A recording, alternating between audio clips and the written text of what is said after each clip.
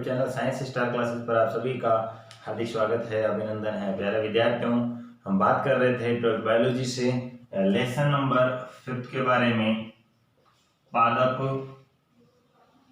जल संबंध के बारे में पढ़ रहे थे हम लोग। और इसमें आज हम टॉपिक लेकर के आए हैं आपके लिए। कल हमने पढ़ा था कि कोशिका में उत्पन्न होने वाले दाब जैसे ओपी, टीपी है ना, टर्गर प्रेशर, डीपीडी, इनके बारे में पढ़ा था। आज हम पढ़ने वाले हैं कोशिका में उत्पन्न होने वाले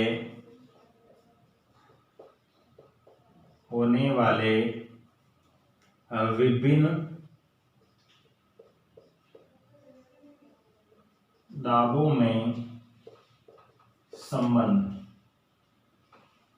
ये जो कोशिका में विभिन्न प्रकार के जो दाब उत्पन्न हो रहे हैं, इन दाब में क्या संबंध है, इनमें रिलेशनशिप क्या है, इसके बारे में हम पढ़ने वाले हैं। तो हम बात करते हैं। सबसे पहले ले रहा हूं मैं आपके लिए शलथ कोशिका या फ्लैजिक सेल कहेंगे इसको इंग्लिश में। तो शलथ कोशिका जो है, इसके बारे में पढ़ते हैं कि जब कोशिका शलथ अवस्था में होती है उस समय जो है डीपीडी क्या होगा, ये आपको याद रखना है। मैं पहले ही लिख देता हूँ यहाँ पर कि जब कोशिका शलथ अवस्था में होगी, यानी कि सिकुड़ी हुई होती है, उसका जीव द्रव्य बिल्कुल सेंटर में आ जाता है सिकुड़ करके, उस समय जो डीपीडी है वो क्या होगा, आपके डीपीडी ओपी के बराबर होता है। ये बात आपको ध्यान में रखनी है। डीपीडी किसके बराबर होता है? ओपी के बराबर होता है। डीपीडी यानी कि डिफ्यूजन प्रेशर डेफिसिट किसके बराबर होता है? ऑस्मोटिक प्रेशर के बराबर होता है या परासरण दाब के बराबर होता है। डीपीडी हिंदी में कहेंगे इसको विसरण दाब न्यूनता। ठीक है, अब कैसे होता है मैं आपको समझाता हूँ। देखो, एक शलथ कोशिका है अपने पास में, जो सिकुड़ा हुआ जीव द्रव्य है उसका। ठीक है, तो इस कंडीशन में क्या होगा मैं आपको बता रहा हूँ यहाँ पर। जैसे ये एक पादप कोशिका है और ये शलथ कोशिका, यानी कि जीव द्रव्य बीच में सिकुड़ा हुआ है। ठीक है, जीव द्रव्य बिल्कुल सेंटर में आ गया। तो यहाँ पर देखो, हम बात करते हैं, ये तो है आपके कोशिका झिल्ली और ये है आपके बाहर की तरफ कोशिका भित्ति। तो कोशिका झिल्ली से कोशिका भित्ति पर जो दाब डाला जाता है, उस दाब को हम किस नाम से जानते हैं? टीपी के नाम से। मेरा पिछला वीडियो देख लें आप, इनकी फुल फॉर्म मिल जाएगी। टीपी यानी कि ट्रिगर प्रेशर। पिछला वीडियो देखें ताकि ये वीडियो आपको आसानी से समझ में आ सके। कोशिका झिल्ली है, बाहर की तरफ कोशिका भित्ति है। तो कोशिका झिल्ली के द्वारा कोशिका भित्ति पर जो डाला जाने वाला दाब है उसको हम किस नाम से जानते हैं? ट्रिगर प्रेशर या टीपी के नाम से जानते हैं। तो यहाँ पर टीपी क्या है? 0 है। टीपी क्या है भाई? 0। बिल्कुल किसी भी प्रकार का कोई दाब नहीं डाला जा रहा है, क्योंकि जीव द्रव्य सिकुड़ गया है बिल्कुल, तो कोशिका भित्ति पर दाब नहीं डाला जा रहा है। तो यहाँ पर टीपी क्या हो गया भाई? 0 हो गया। तो हमने पढ़ा था इधर देखो कल कि डीपीडी जो है, ये डीपीडी किसके बराबर होता है? OP minus TP. ये सूत्र हमने कल पढ़ा था डीपीडी पढ़ते वक्त। डीपीडी किसके बराबर होता है? OP minus TP. तो यहाँ पर टीपी कितना है? 0 है। जब कोशिका शलथ अवस्था में होगी तो टीपी कितना है भाई? 0 है। जब टीपी 0 है तो डीपीडी किसके बराबर हो जाएगा? ऑस्मोटिक प्रेशर के, या फिर ऑस्मोटिक प्रेशर किसके बराबर हो जाएगा? डीपीडी के बराबर हो जाएगा। जब यहाँ पे लिख लेंगे कोशिका शलथ अवस्था में है तो टीपी कितना हो गया आपके? 0 हो गया, 0। ठीक है, टीपी जो टीपी है वो टीपी क्या हो गया? 0 हो गया। जब टीपी 0 हो जाएगा तो यहाँ पर डीपीडी क्या बचेगा? ओपी के बराबर बचेगा, यानी कि ऑस्मोटिक प्रेशर जो है डीपीडी के बराबर बचता है। आपको ध्यान में रखना, जब शलथ कोशिका होगी उस समय डीपीडी किसके बराबर होगा? ऑस्मोटिक प्रेशर के बराबर होता है। आपको ये ध्यान रखना है। पहली बात मैं यहाँ पर लिख देता हूं, जब कोशिका शलथ अवस्था में होती है तो टीपी 0 होता है, 0 होता है और ऑस्मोटिक प्रेशर जो है ओपी विसरण दाब न्यूनता अर्थात डीपीडी के बराबर होता है।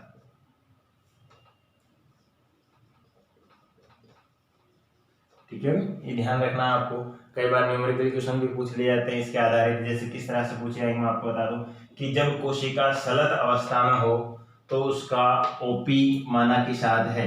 जब कोशिका सलत अवस्था में हो तो उसका ओपी 7 है, तो बताइए उसका डीपीडी क्या होगा। अब ओपी 7 है, यहाँ पर टीपी वैसे ही 0 हो जाएगा, तो 7 में से 0 माइनस करो, क्या आ जाएगा, डीपीडी भी कितना हो जाएगा, 7 हो जाएगा। डीपीडी भी कितना हो जाएगा यहाँ पर, 7 हो जाएगा। तो इस तरह से आपसे ये क्वेश्चन भी पूछे जा सकते हैं न्यूमेरिकल, वो भी ध्यान रखने हैं। ये हो गया आपके जब कोशिका सलत अवस्था में होगी तो क्या कंडीशन बनेगी। आप एक बार इसका स्क्रीनशॉट ले लीजिए।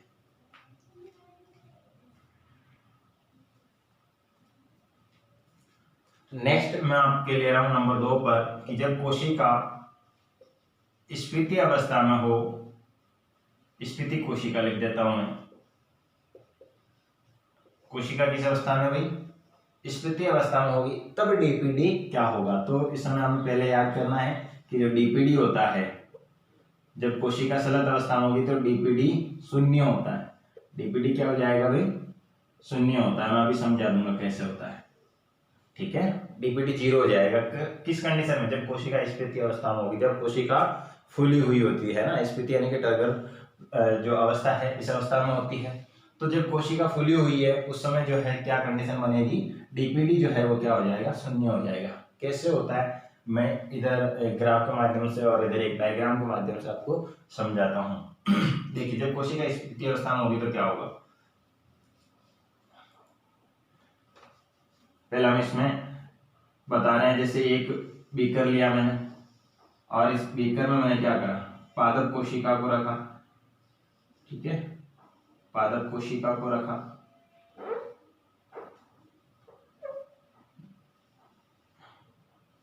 जब मैं इसमें पादप कोशिका रखूंगा, बीकर में क्या भरा हुआ है, जल भरा हुआ है। क्या भरा हुआ है भाई, जल भरा हुआ है। यहाँ लिख देता हूँ जल।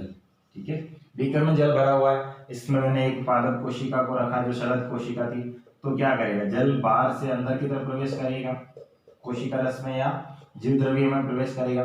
जब ये जीव द्रव्य में प्रवेश करेगा तो क्या होगा, कोशिका फूलेगी। और ये जो कोशिका झिल्ली है, ये कोशिका झिल्ली किस पर दाब डालेगी, कोशिका भित्ति पर दाब डालती है।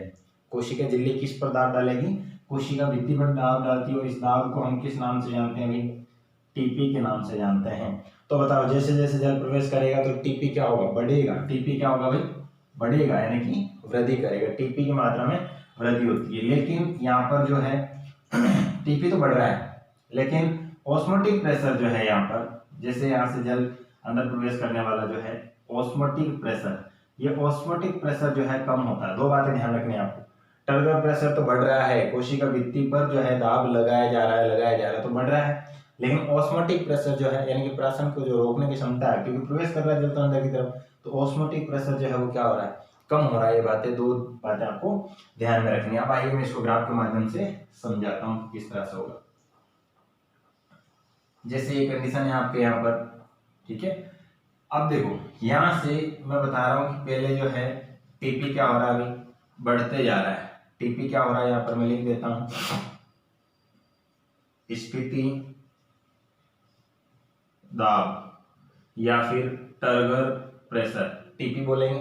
तो ये टीपी क्या हो रहा है अभी यहाँ पर, बढ़ते जा रहा है। ठीक है, टीपी बढ़ते जा रहा है। और इधर से जो ऑस्मोटिक प्रेशर है, ऑस्मोटिक प्रेशर जो है वो कम हो रहा है, अर्थात परासरण दाब, या क्या लिखेंगे अपन, परासरण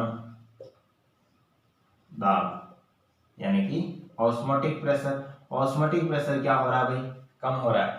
जब टीपी बढ़ेगा और ऑस्मोटिक प्रेशर कम होगा तो डीपीडी भी क्या होगा भाई, घटता जाएगा। क्योंकि डीपीडी हमने क्या पढ़ा, डीपीडी बराबर ओपी माइनस टीपी। ये भी घट रहा है, ये भी घट रहा है, दोनों घटते जा रहे हैं, तो डीपीडी भी क्या घटेगा। तो यहाँ मैं लिख देता हूँ, जैसे ये डीपीडी अभी यहाँ पर ये है डीपीडी, इसको मानेंगे डीपीडी, तो यहाँ लिखेंगे विसरण दाब न्यूनता, अर्थात डीपीडी जो है वो भी कम होता जाता है। यहाँ पर थोड़ा कम हो जाएगा, फिर यहाँ पर थोड़ा कम हो जाएगा और फिर यहाँ पर थोड़ा कम हो जाएगा। ये कंडीशनें बनती जाएगी, ठीक है, इस तरह से। तो डीपीडी भी क्या हो रहा है भाई, कम हो रहा है। अब धीरे धीरे धीरे धीरे टीपी कम हो रहा है, ओपी कम हो रहा है। ये कंडीशन ऐसी बनेगी जहां पर टीपी भी जीरो हो जाएगा, ओपी भी जीरो हो जाएगा। जब ये दोनों जीरो हो जाएंगे तो डीपीडी भी क्या हो जाएगा भाई, यहाँ पर जीरो यानी कि शून्य हो जाएगा। डीपीडी भी क्या हो जाएगा, शून्य हो जाएगा। कैसे, इस कंडीशन पर जब कोशिका किस अवस्था में आ जाएगी, स्फीति, यानी कि पूर्ण रूप से फूल जाएगी स्फीति कोशिका, या फिर इसे लिख देते हैं कोशिका स्फीति अवस्था में आ जाती है। जब स्फीति अवस्था में आ जाएगी तो यहाँ पर देखो टीपी किसके बराबर हो जाएगा, ओपी के, दोनों बराबर हो जाएंगे। जब टीपी ओपी के बराबर हो जाएगा तो यहाँ लिख देते हैं स्फीति अवस्था में क्या होता है, टीपी ओपी के बराबर हो जाता है। जब ये ओपी के बराबर हो जाएगा तो डीपीडी जो है, डीपीडी क्या होता है, जीरो हो जाएगा, अर्थात शून्य हो जाएगा। कैसे हो जाएगा आपको समझ में आ गया होगा। जैसे यहाँ पर मैं कहता हूँ टीपी 5 है और ओपी भी कितना हो गया, 5। हमने सूत्र पढ़ा था इससे पहले कि जो डीपीडी होता है, डीपीडी किसके बराबर होता है, ओपी माइनस टीपी। अब ओपी यहाँ पर माना कि 8 है और टीपी भी 8 हो गया, दोनों बराबर हो गए यहाँ पर आते आते, ठीक है। जब ये दोनों बराबर हो जाएंगे तो डीपीडी क्या हो जाएगा भाई, शून्य हो जाएगा, 8 माइनस 0, ठीक है। या फिर ये जीरो हो जाएगा, यहाँ पर ये भी जीरो हो जाएगा तो डीपीडी भी कितना हो जाएगा, जीरो हो जाएगा। तो ये आपको ध्यान रखना है, जब कोशिका स्फीति अवस्था में होगी तो डीपीडी क्या होगा, शून्य होगा।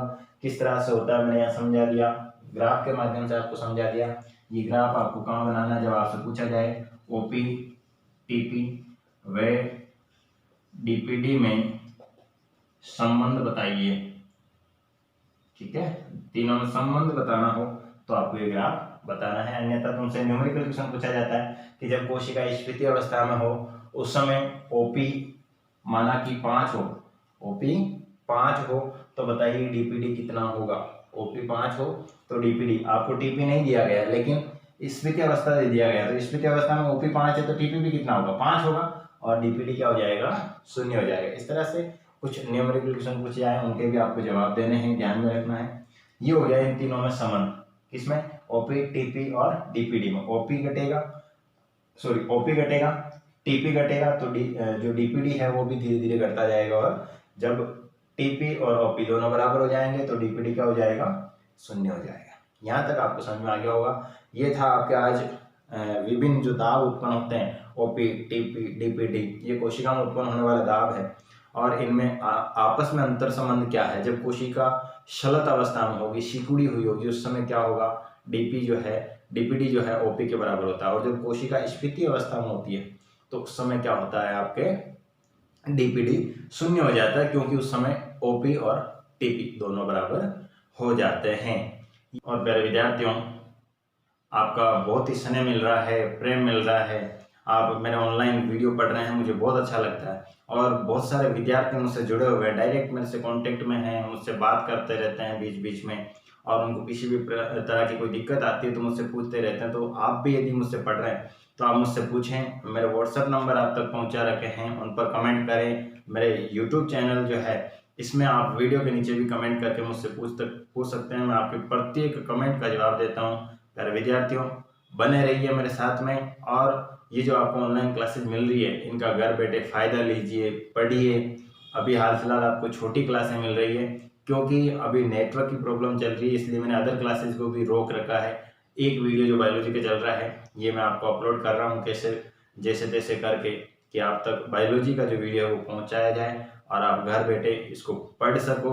प्यारे विद्यार्थियों, बहुत बहुत धन्यवाद आपको। मेरे चैनल को आप ज़्यादा से ज़्यादा शेयर करें ताकि आप जैसे और विद्यार्थी हैं उनको फ़ायदा मिल सके और वो मुझसे जुड़ सकें। यदि आप मुझे डायरेक्ट बात करना चाहते हैं तो मेरे नंबर आपको दे रखे हैं, उस नंबर पे आप मुझे कॉल कर सकते हैं। किसी भी तरह की कोई प्रॉब्लम है तो मुझसे पूछ सकते हैं, मुझे शेयर करें अपनी प्रॉब्लम ताकि मैं आपकी प्रॉब्लम को सॉल्व कर सकूं। बहुत बहुत धन्यवाद मेरे प्यारे विद्यार्थियों, बने रहिए मेरे चैनल के साथ में। Thank you.